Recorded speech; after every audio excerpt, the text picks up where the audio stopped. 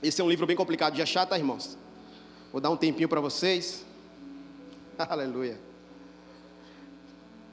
Deus é bom. Gênesis capítulo 1, versículo 1. Aleluia. Quem achou, diga: minhas contas estão pagas.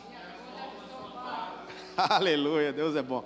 Vamos lá, irmãos, diz assim: no princípio criou Deus os céus e a terra. Versículo 2, por favor.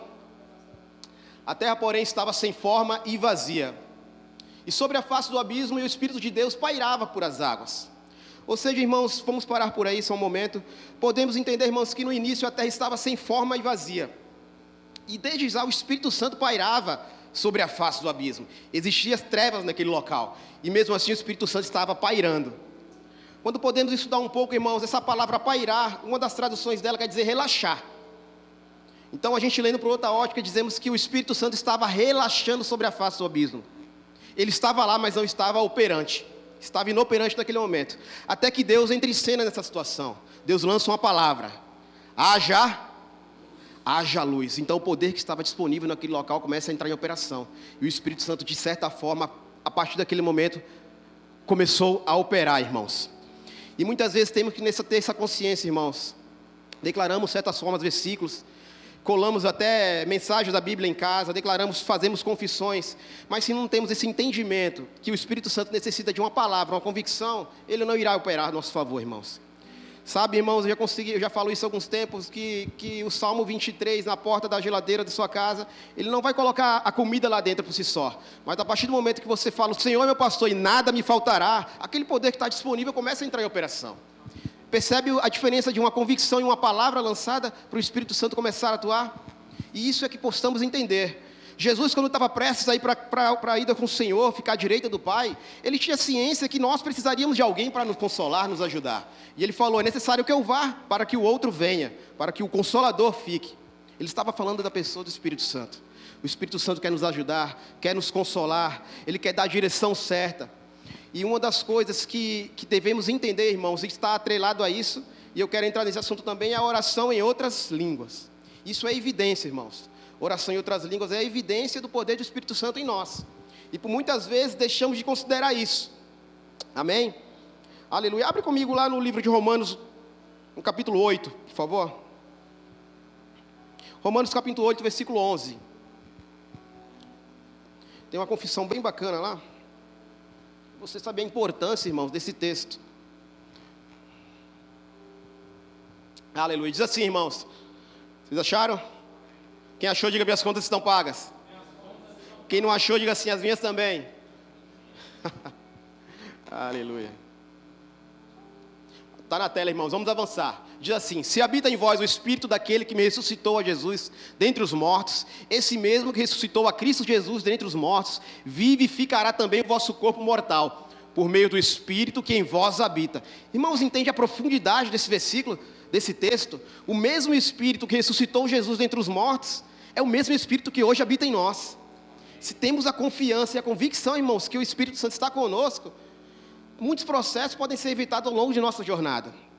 Diversos processos. Por isso que eu falei agora há pouco que o falar em outras línguas, irmão, é uma evidência que é a oração perfeita que você faz com o Pai, ainda que seu intelecto não entenda, ainda que as palavras naturais não sejam compreendidas, mas Deus entende certas situações.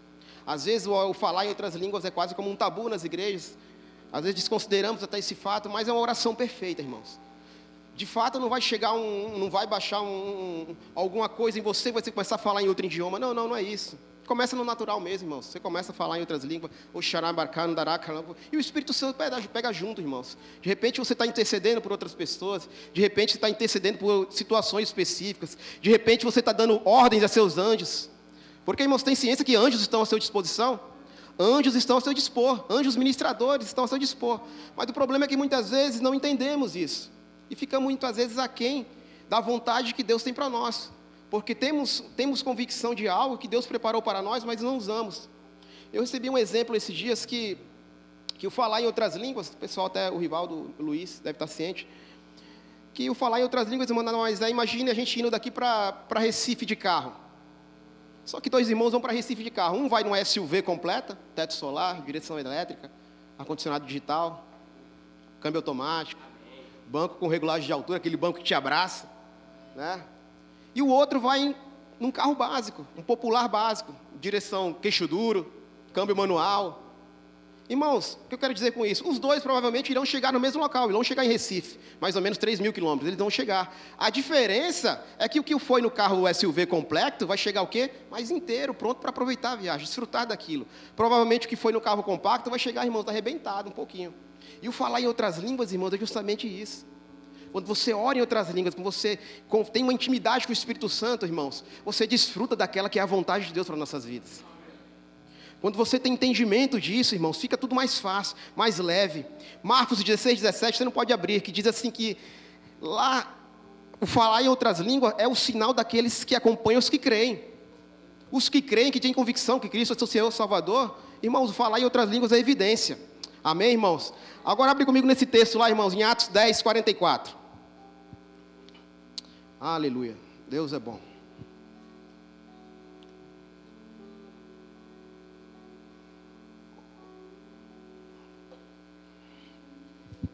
Atos 10, 44, irmãos, essa história aqui, o contexto um pouco antes. Pedro vai pregar a palavra na casa de Cornélio. E Pedro tem uma revelação, um sonho. E Cornélio era gentil, era não um judeu, não tinha aliança. E de acordo com a lei mosaica, o judeu ele não se relacionava, não se confraternizava com o gentil. Era um tabu para aquela época. E Pedro ainda estava sob essa influência da lei mosaica. Então, imagina a confusão de Pedro nessa situação aí. Olha o que dizia lá.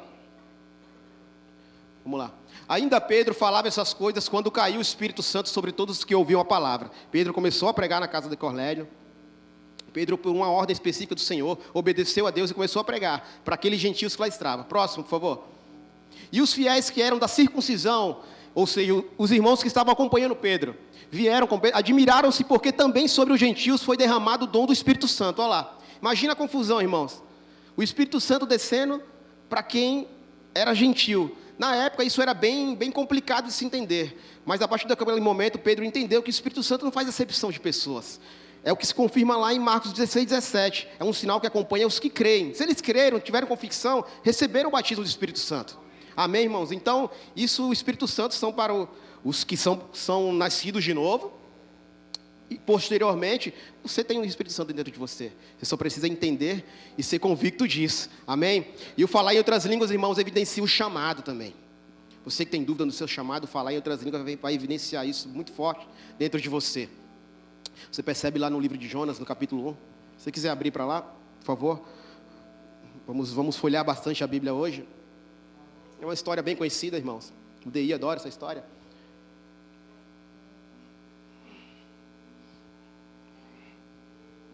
Você vai entender como que estar conectado com o Espírito, irmão, é importante. Jonas, irmãos, recebe uma ordem específica da parte do Senhor. Você conhece a história melhor que eu.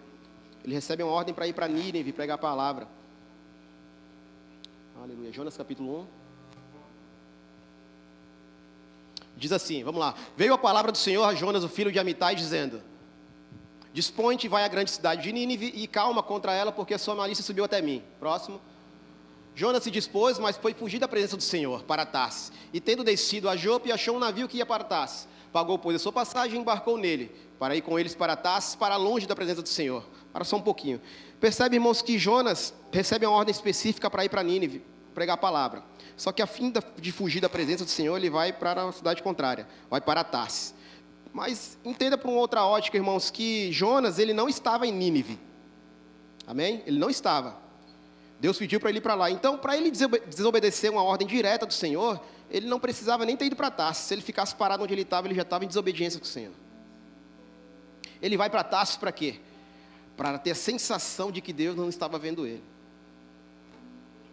Até, irmãos, que Deus, por misericórdia de Jonas, acaba intervindo nessa história. Né? Você conhece a história? Tem uma tempestade. Né? Lançam a Pedro no mar, o peixe engole. Irmãos, percebe o processo que Jonas poderia ter evitado? Deus, ele tem uma misericórdia tão grande conosco, mas por não estarmos conectados com o Espírito Santo, tem muitos processos que passamos ao longo de nossa vida, a qual não é a vontade do Senhor para a gente. Deus, ele quer uma boa, perfeita e agradável vontade de nós, mas dispõe-se a cada um de nós entender isso de fato com o Espírito Santo. Hoje, irmãos, estamos numa geração, como eu posso dizer, estamos numa geração onde o calar para ouvir nunca se foi tão necessário. Justamente isso, calar para ouvir. Né? Em um diálogo, os dois, um fala e o outro cala para ouvir. Esse é um diálogo. E se os dois falam, não deixa de ser diálogo. E se um somente fala, não é mais diálogo, é monólogo. E Deus, Ele não quer participar de um monólogo com você. Ele quer um diálogo. Ele quer te ouvir falar, trazendo à memória aquilo que de fato te traz esperança, mas Ele também quer momentos de poder falar contigo. Mas para ele poder falar e você ouvir, você tem que calar certas horas. É necessário ouvir a vontade do Senhor. Né? Erramos muitas vezes em não gastar tempo com quem realmente pode resolver nosso problema. Calar para ouvir. Por isso que lá em Deuteronômio 28 começa, se atentamente ouvir a voz do Senhor. Você atentamente, ninguém ouve uma voz falando deliberadamente ao mesmo tempo. É necessário que tenhamos um momento, irmãos, de consagração, de calar para ouvir de fato. Erramos muitas vezes em ficar eu isso, eu aquilo, eu preciso disso, eu necessito daquilo. Mas, irmãos, deixa eu dizer algo para vocês. O eu, ele não pode estar acima do que ele. O eu não pode ser mais importante do que ele, desculpa. O eu, irmãos, jamais pode ser mais importante do que ele. Erramos muitas vezes isso. Tem uns momentos, sim, de pedirmos algo para o Senhor, mas que isso não se torne corriqueiro. Tenha uma vida de gratidão, de render graças ao Senhor. Aqui falamos isso constantemente, tem uma vida grata. Começamos hoje orando aqui, rendendo graças ao Senhor. Isso, irmãos, tem que acompanhar, não só dentro da igreja, mas principalmente lá fora, que é praticamente a linha de frente. Se enchermos da palavra aqui, para lá fora, podemos, de fato, abençoar pessoas, pregar o Evangelho. Eu coloquei algo aqui, onde diz assim, quando estamos revestidos do poder do Espírito Santo, os dons são evidentes para um fim proveitoso. Interessante isso, né, irmãos? Quando você está cheio do Espírito Santo, os dons tendem a se revelar dentro da igreja, para um fim proveitoso. E diz assim, mas ainda mais importante para Deus é a evidência do fruto. Interessante isso, né? Os dons são para um fim proveitoso. Dom de palavra de profecia, palavra de conhecimento. Irmãos, isso é inigualável. Mas isso é para a edificação da igreja. O mais importante para Deus são os frutos. Porque não adianta eu fluir aqui em cima nos dons, irmãos, dom de cura, palavra de conhecimento, dom da fé, se quando eu saio lá fora eu peço uma pizza e trato mal o garçom. Sabe, irmãos, tem aquela passagem de Deus, certa vez usou até um burro, não é isso? Burro de Balaão, ele usou certa vez. Então, muito cuidado, irmãos, em você se basear apenas pelos dons. Melhor ainda, e mais importante para Deus, são os frutos. O pastor fez um estudo recentemente, estava até falando de discipulado, sobre integridade. E integridade fala muito disso. Você ter uma vida íntegra. Os frutos, você resplandece o caráter de Deus para a vida de outras pessoas. Né? Pregue a palavra em todo o tempo, mas fale se for preciso. Terá pessoas que você não vai nem abrir a boca, irmãos, pela sua atitude, pelo seu proceder com a palavra, seu proceder com agir com sua família, com os demais irmãos à sua volta. Isso aí já será um testemunho vivo e o próprio caráter de Deus. Erramos muitas vezes em querer ter uma eloquência muito boa nas palavras, querer ter uma dicção muito boa, um poder de oratória excelente, irmãos, mas que adianta se você não tiver uns frutos? Né? Uma boa árvore a gente conhece pelos frutos, não é isso? Amém, irmãos? Aleluia, Deus é bom, irmãos. Abre lá comigo. Abre lá comigo em Deuteronômio 28. Aleluia. Deus é bom. Deus é bom, irmãos.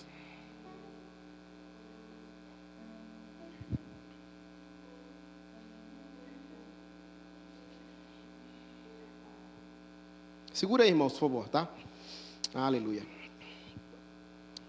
Deus é bom.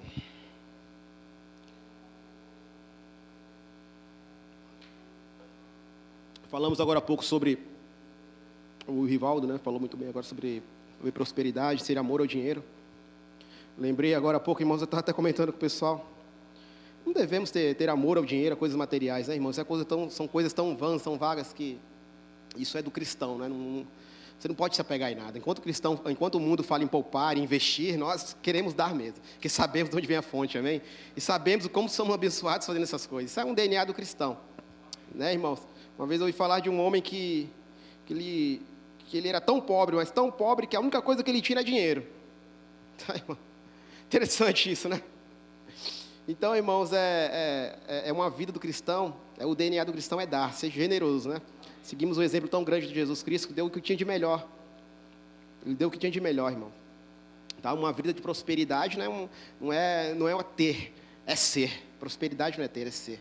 Né? A gente aprendeu por aqui durante um tempo que prosperidade quer dizer, uma das traduções quer dizer uma boa jornada. Olha lá, uma boa jornada. Isso quer dizer que da onde você veio, para onde você vai, a miséria não tem vez. Olha que coisa bacana. E você entende que a miséria é consequência do pecado. Mas aí você entende também que Jesus já nos livrou dos pecados. Olha lá. Então, uma miséria não tem que fazer parte do seu vocabulário, escassez, não. Ainda que isso chegue em certos momentos, mas não deve permanecer. Você tem convicção na palavra de que isso não vai permanecer. Amém, irmãos? Aleluia, Deus é bom. Abre lá para mim de Deuteronômio 28. Vamos lá, diz assim: se atentamente ouvires a voz do Senhor teu Deus, tendo cuidado de guardar todos os seus mandamentos que hoje te ordeno, o Senhor teu Deus te exaltará sobre todas as nações da terra. Próximo. Se ouvires a voz do Senhor teu Deus, virão sobre ti e te alcançarão todas essas bênçãos. Aí tem inúmeras as bênçãos, irmãos. Aí tem mais ou menos umas 3 páginas de bênçãos, e é o que estavam falando recentemente agora. Se atentamente, se calamos para ouvir a voz do Senhor, e temos discernimento dessas coisas, certamente colheremos de tudo isso, amém, irmãos? Certamente escolheremos do melhor dessa terra, porque os que receberam a abundância da graça e o dom de justiça, reinarão em vida, e essa é a vontade do Senhor, que você reine em vida, que você reine nessa vida. Iremos para um lugar muito melhor, mas que nós possamos reinar em vida, amém? Aleluia, irmãos. Abre lá Romanos 12, capítulo 12, por favor. Desculpa, Romanos 12, versículo 12.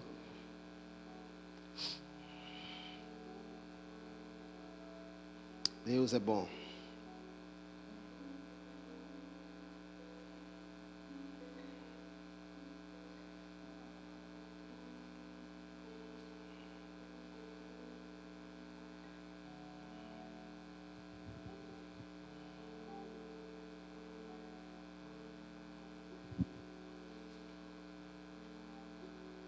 Romanos 12, capítulo diz assim: alegrai-vos, regozijai-vos na esperança, sede pacientes na tribulação e na oração perseverante. Na minha tradução diz assim: alegrai-vos na esperança. Como é que a gente se alegra na esperança? Trazendo de fato à memória aquilo que nos dá esperança. Trazendo de fato à memória aquelas verdades que estão escritas na palavra, irmãos. O livro por si só, irmãos, da Bíblia, sem uma convicção, ele é somente um best-seller, um livro mais vendido no mundo. Mas quando você entende as verdades e coloca em operação aquilo que a palavra diz ao seu respeito, você consegue absorver o poder daquelas palavras. Por isso que alegrai-vos na esperança. Sede pacientes na tribulação. Olha lá que interessante, irmãos. O problema é que muitas vezes somos muito temporais em nossas orações, né? Oramos certas vezes e queremos que as coisas aconteçam de uma hora para outra. Mas não é muitas vezes assim, irmãos. Certa vez Elias orou para que viesse o fogo e o fogo desceu. Mas ele precisou orar também para que viesse a chuva. E ele orou a Bíblia diz que ele orou uma vez e nada aconteceu. Mas ele orou 1, 2, 3, 4, 5, 6, 7 vezes. Até que o servo dele acaba e vem e fala: qual era o sinal? Uma pequena nuvem, irmãos. Sabe, irmãos, isso é interessante que Elias ele não precisou de uma tempestade. Ele precisou apenas de um sinal para crer na palavra do Senhor. E às vezes estamos crendo para algo, irmãos. Às vezes estamos, um empreendedor está crendo para um trabalho grande. Né? De repente ele fecha um trabalho de R$200. Ei, irmão, sabia que isso é o sinal que o de 200 mil está chegando? De repente você está crendo para uma pessoa paraplégica e ela começa a mexer o dedo mindinho do pé. Sabia que esse é o sinal que a evidência da cura vai chegar para as pernas delas? O problema é que a gente às vezes quer um milagre que aconteça de fato por inteiro. Mas temos que estar atentos às pequenas coisas que vêm acontecendo. E Elias deixou muito claro isso. Por isso que diz em Romanos, por isso que na igreja, Paulo dizendo nas igrejas romanas, diz: sede pacientes na tribulação. E aí o finalzinho fecha assim, e perseverai em oração. Oração, irmão, é perseverança, irmãos. É muito bom esse tempo na igreja, tiramos de oração, mas que isso se torne mais evidente em nossa casa ainda. Que isso se torne evidente no nosso trabalho. Talvez a Bíblia diz que devemos orar e orar sem cessar. Talvez você não vai sair orando 24 horas, mas conectado sim, irmãos. É interessante estar conectado com o Espírito 24 horas. Estar sensível às coisas do Senhor, tá? O orar em outras línguas, que eu acabei de falar, irmão, isso tem que ser evidente. Eu sei que muitas vezes você, mas vou ficar falando coisa com coisa. Irmãos, é essa coisa com coisa que muda a situação. É essa coisa com coisa que faz a coisa acontecer de fato mesmo. tantos processos podemos evitar, irmãos, e eu tenho de fato, recentemente mesmo, eu vi muito pregador falar isso aqui. Às vezes é coisa simples, às vezes a gente vai para o centro de Santos, aqui no Broqueirão e Praia Grande também mesmo, São Paulo, às vezes procura uma vaga de carro, né, para parar no centro, é bem complicado. E eu vi diversos pregadores falando, rapaz, quando eu começo a orar em outras línguas, eu chego, a vaga surge do nada. É impressionante a convicção. E eu provei disso recentemente.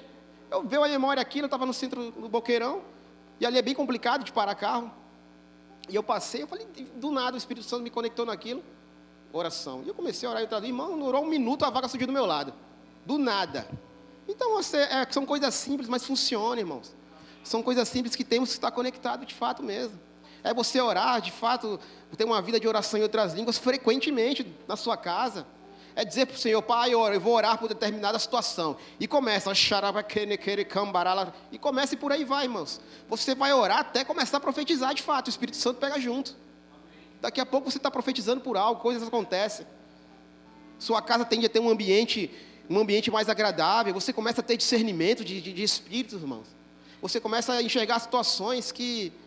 Irmãos, eu ouvi esses dias que você chegando num ambiente onde você percebe aquele ambiente pesado, não sei se você já teve essa situação, de chegar aqui, não está legal, quando você percebe aquela situação e não intervém, você sabendo, você é batizado no Espírito Santo, tem a opção de orar, se você entra naquele local, sente aquela presença que não está agradável, e não faz nada, simplesmente adentra, você já foi influenciado por aquela situação do local. Se tinha espíritos naquele local, você já foi influenciado por ele porque não fez nada.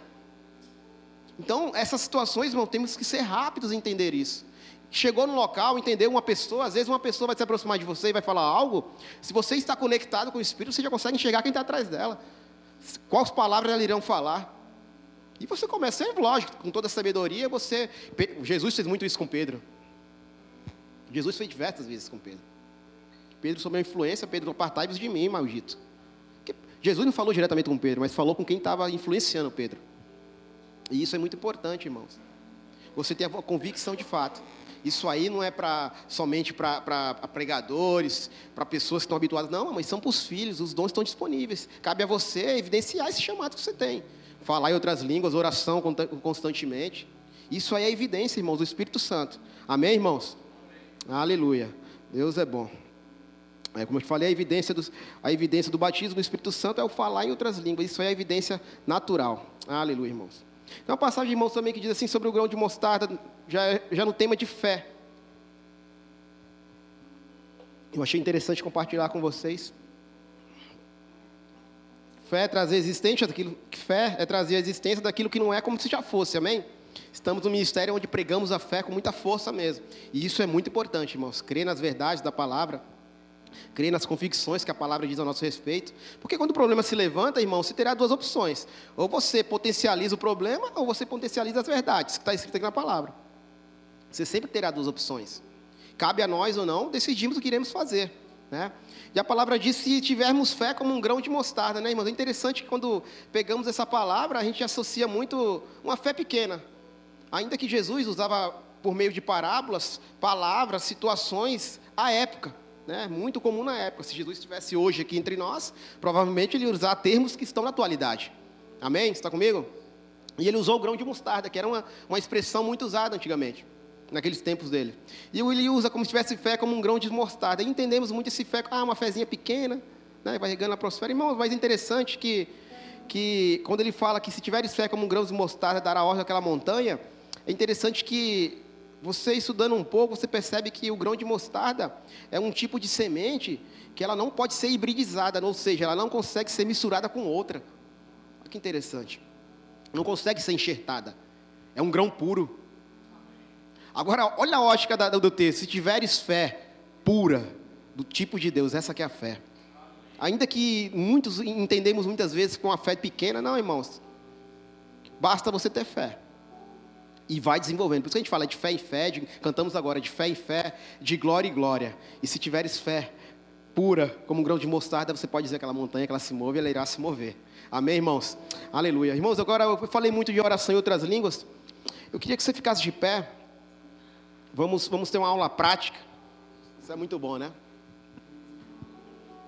O Cláudio vai ficar fazendo um fundinho. E eu já queria incentivar você, a partir de hoje, irmãos, ter essa convicção. Se você orava pouco em outras línguas, ou muitas vezes nem orava. Todos aqui são batizados no Espírito Santo? Todos? Bacana. Então eu queria que você evidenciasse mais isso. Eu queria que você começasse a orar, ainda que você não esteja à vontade, mas é no natural mesmo. Começa falando palavras e o Espírito Santo vai pegar junto com você. E hoje iremos interceder, irmãos, sobre situações específicas. Estamos, irmãos, à prece de eleições. Estamos em uns meses prece onde vamos tomar o futuro da nossa nação, irmãos. Então, é importante estarmos conectados e crermos que a nossa nação é do Senhor, irmãos.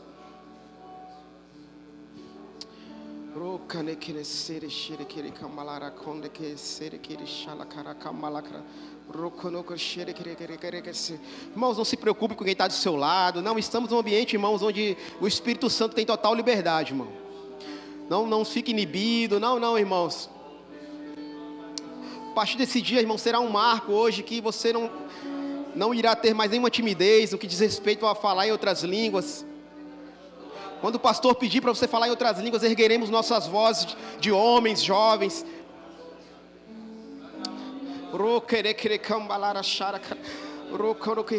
Ore em outras línguas, irmãos, até começar a profetizar de fato.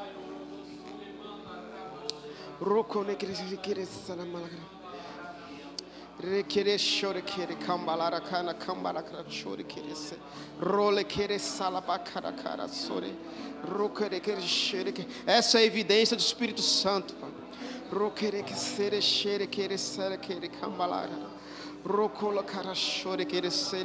Obrigado, Pai.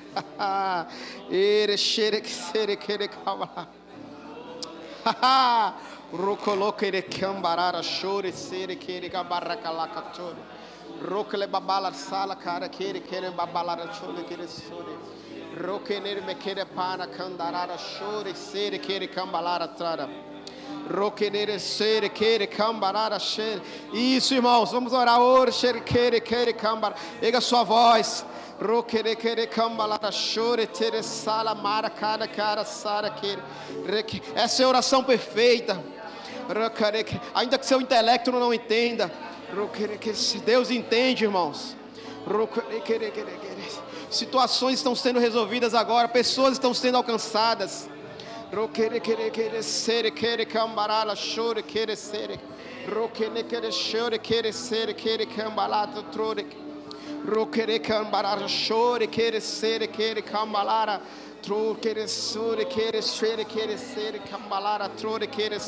Essa é a evidência, irmão, do Espírito Santo. Comece. Ore quere